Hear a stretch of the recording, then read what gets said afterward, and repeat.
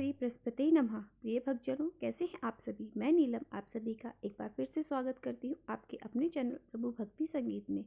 गुरु का ज्ञान अपार है, जग का है आधार, बृहस्पति हैं देव गुरु, करते सबका उद्धार। बृहस्पति व्रत की कथा का आज की वीडियो में श्रवण करने वाले हैं। गुरु बृहस्पति की कृपा और उनकी शक्ति को समझने का एक पावन अवसर होता है बृहस्पतिवार का व्रत रखने से। इस पवित्र व्रत के माध्यम से मनुष्य अपने जीवन में ज्ञान, धर्म और समृद्धि को आमंत्रित करता है। तो प्रेम से बोलिए बृहस्पति देव की जय हो। गुरुवार की व्रत कथा दोस्तों अब प्रारंभ होती है। प्राचीन काल की बात है, किसी राज्य में एक बहुत बड़ा प्रतापी और दानवी राजा राज्य करता था। वह प्रत्येक गुरुवार को व्रत रखता और भूखे और गरीबों को दान देकर पुण्य प्राप्त करता।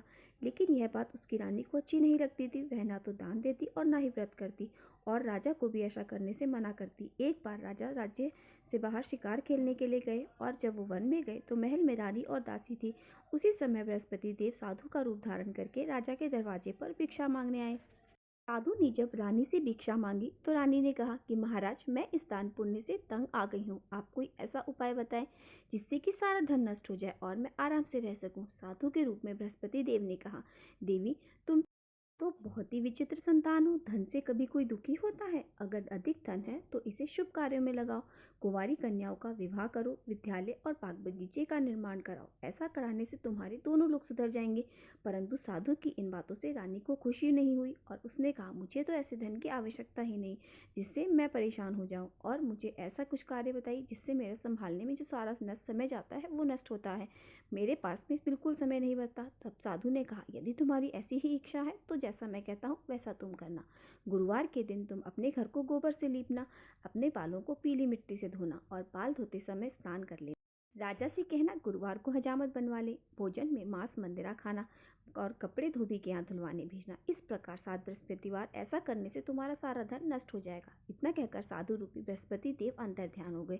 साधु के कहे अनुसार बातों को पूरा करते हुए रानी को केवल 3 ही बृहस्पतिवार बीते थे कि राजा की सारी संपत्ति नष्ट होने लगी, और भोजन के लिए राजा रानी का परिवार तरसने लगा। तब एक दिन राजा ने रानी से कहा, हे रानी, तुम यहीं पर रहो, मैं दूसरे देश को जाता हूँ, क्योंकि यहाँ पर सब लोग मुझे जानते हैं, इसलिए मुझे कोई छोटा मोटा काम नहीं मिल पाएगा।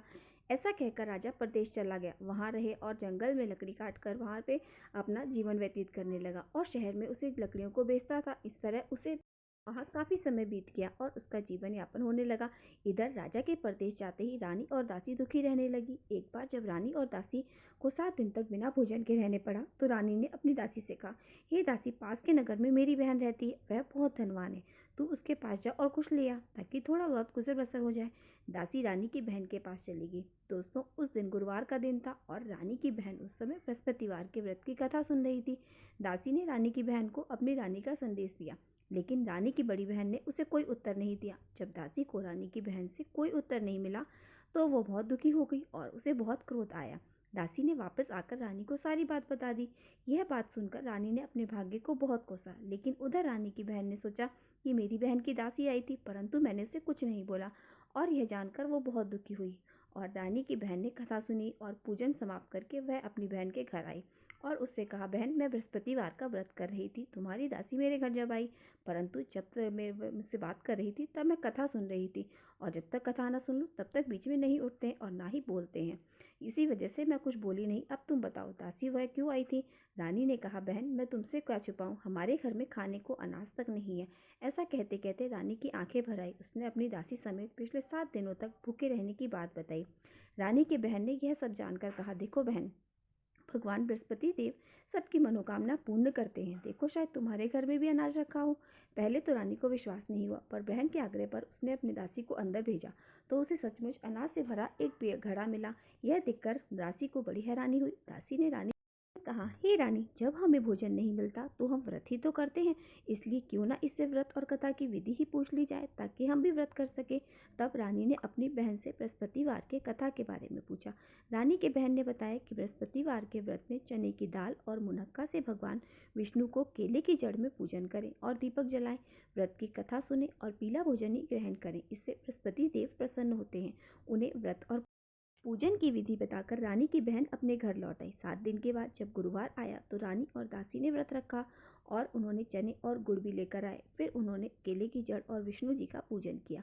जब पीला भोजन ग्रहण करने की बात आई तो इस बात को लेकर दोनों बहुत दुखी हुई, लेकिन उन्होंने व्रत रखा था इसलिए उन पे बृहस्पति देव प्रसन्न थे। इसलिए वहाँ एक साधारण व्यक्ति का रूप धारण करके 2 थालों में सुंदर पीला भोजन लेकर दासी को उन्होंने भेज दिया। भोजन पाकर दासी बहुत प्रसन्न हुई और फिर रानी के साथ मिलकर उसने पीला भोजन ग्रहण किया। उसके बाद वे सभी गुरुवार का व्रत और पूजन करने लगी। बृहस्पति भगवान की कृपा से उनके पास फिर से धन संपत्ति आ गई, परंतु रानी फिर से पहले की तरह आलस्य करने लगी। तब दासी ने कहा, देखो रानी, तुम पहले भी इस प्रकार आलस्य किया करती थी, तुम्हें धन रखने में कष्ट होता है, इस कारण सभी धन नष्ट हो गया और अब भगवान बृहस्पति की कृपा से हमें धन फिर से मिला है, तो तुम फिर से आलस्य क्यों करती हो। रानी को समझाते हुए दासी ने कहा, बड़ी मुसीबतों के बाद हमने इस तरह धन पाया है, इसलिए हमें दान पुण्य करना चाहिए, भूखे मनुष्य को भोजन कराना चाहिए और धन को शुभ कार्यों में खर्च करना चाहिए, जिससे तुम्हारे कुल का यश बढ़ेगा, स्वर्ग की प्राप्ति होगी और तुम्हारे पितृ भी प्रसन्न होंगे। दासी की बात मानकर रानी अपना धन शुभ कार्यों में खर्च करने लगी, जिससे पूरे नगर में उसका यश फैल गया था। प्रेम से बोलिए बृहस्पति देव की जय हो। बृहस्पति देव की कथा के बाद में आप सभी को बृहस्पति देव की आरती भी अवश्य करनी चाहिए। तो दोस्तों, यहाँ पर आज की वीडियो समाप्त होती है। आपको मेरी वीडियो कैसी लगी कमेंट करके ज़रूर बताएं। तो मिलते हैं आपसे अगली वीडियो में। बृहस्पति देव की जय हो।